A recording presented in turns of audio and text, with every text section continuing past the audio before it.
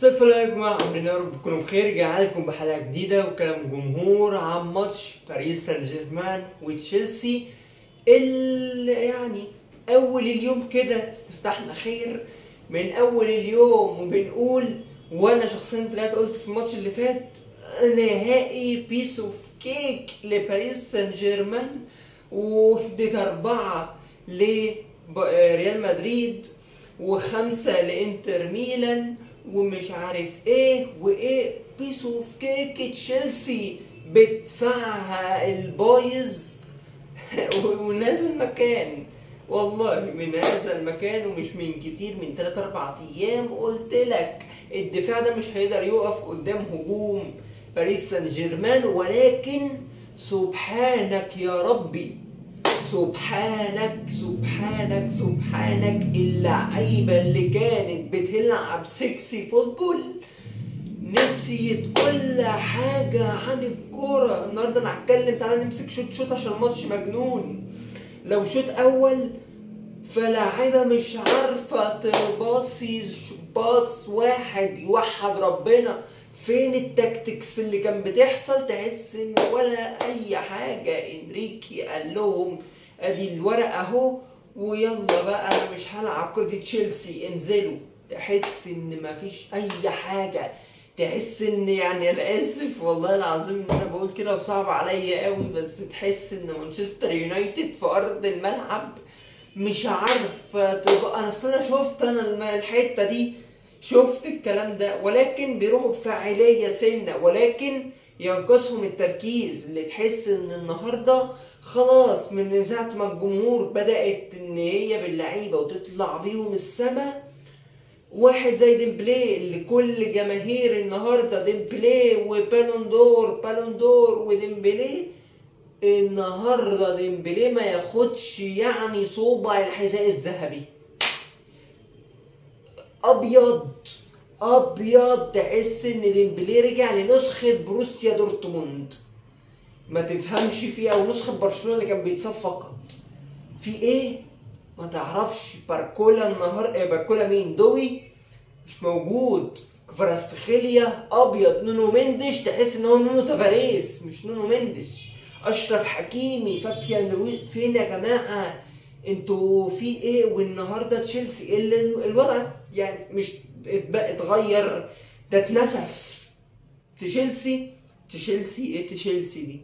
تشيلسي ايه ده باريس بالازرق اللي هم لابسينه. لا انتوا باريس.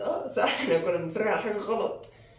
فالنهارده لا كشوط اول يعني تشيلسي عملت كل حاجه في الماتش ب3-0. دغدغت باريس سان جيرمان في الشوط الاول. هدفين من كول بالمر، يعني تحس اللي هو كوبي بيست كده. والهدف الثالث من جواو بيدرو اللي يعني تشيب باص جاتوه، حته جاتوه كده وهو جايبها لك بالسلو موشن بالحته. يا مزاجك يا مزاجك يا حاج، يعني بسم الله ما شاء الله.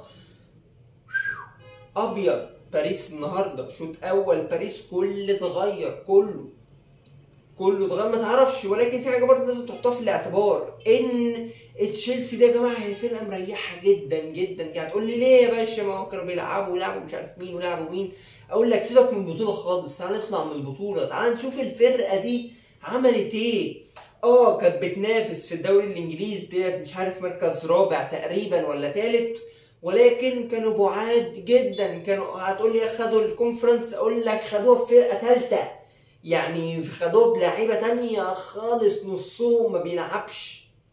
فدي حاجه لازم تحطها في حسبانك، ان تشيلسي عندها 3-4 فرق ممكن تلعب لك بيهم.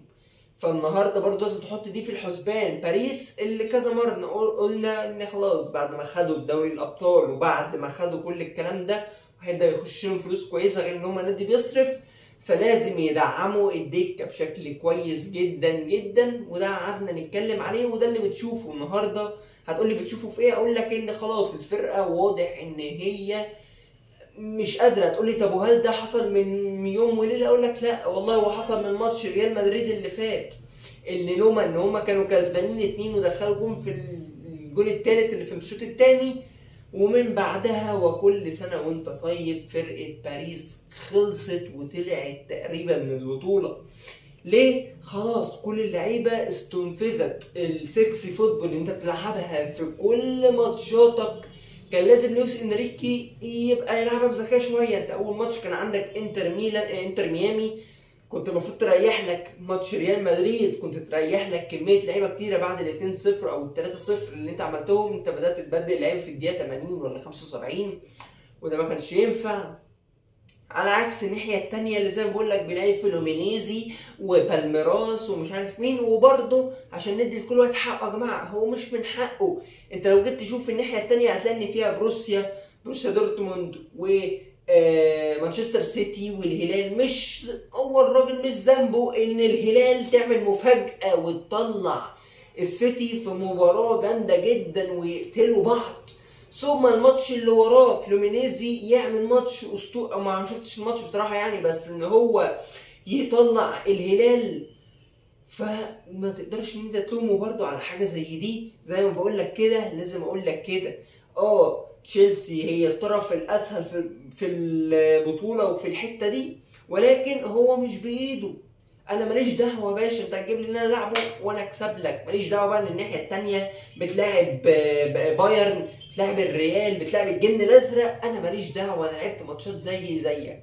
الحاجه الوحيده اللي انا اقدر اقولها لك اللي هي الحته اللي انا قلت لك اللي هي الكونفرنس، وان اللعيبه دي عندهم اربع فرق ممكن يلعبوا لك بيهم، وعندهم دكه بره يعني غير الدكه اللي بره. في بين تشيلويل ده حضرتك في تشيلسي قاعد عايزينه يمشي، وفي مش عارف مين وتشيكوميكا وكميه ناس بالهبل هناك وفي ناس لسه جايه لهم في السكه، واحد زي ديلاب وجاكسون. عندهم 3-4 في مراكز الهجوم دول، ولسه بيقول لك ان هم هيدعموا وعايزين يدعموا، خصوصا لو خدوا كاس العالم.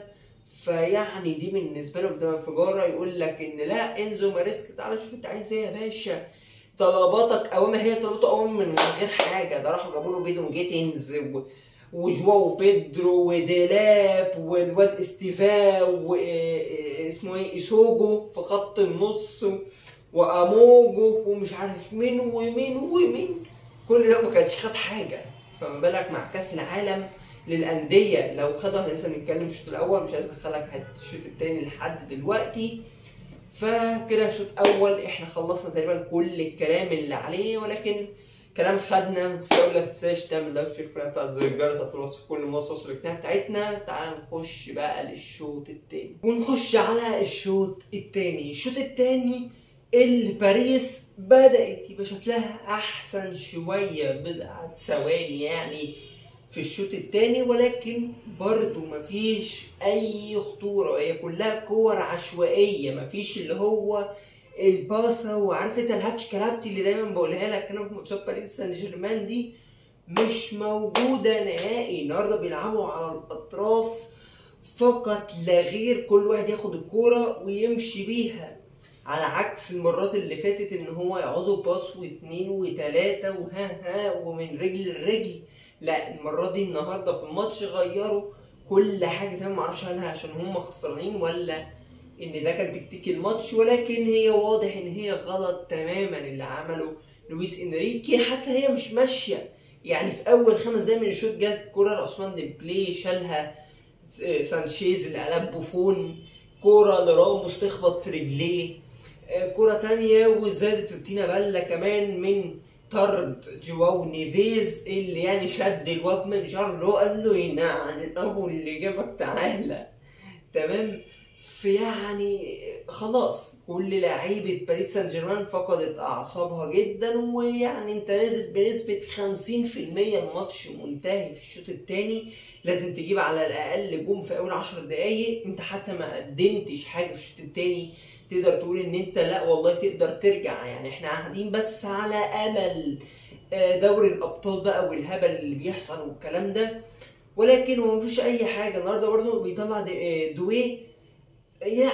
حاسس ان ديمبلي كان بعيد قوي. على الاقل دوي بيعرف يعمل لك حركتين 3 النهارده اللي انت مش عارف هو فيه ايه بجد. اللعيبه دي بتاعت تشيلسي لا في حاجه انتوا واخدين منشطات، واخدين ايه مالو جوستو ان هو يبقى موقف وقاطع ميه ونور على عيال كده.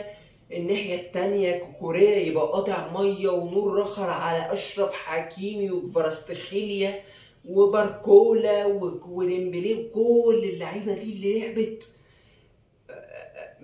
مش عارف يعني، مش عارف بصراحه، ولكن هو ماتش جبار بصراحه لتشيلسي. النهارده كمان دولاب لما نزل بيقدم مستويات كويسه جدا، لسه واحده واحده. هو جو بيدرو بصراحه اللي قدم مستويات هايله جدا، ويا رب يا رب هي ماشيه ما تجيش على ابونا احنا بقى كمانشستر يونايتد وكونيا ومبويمو ما يشتغلوش. جو بيدرو شغال الراجل اهو ما شاء الله عليه ومنفجر.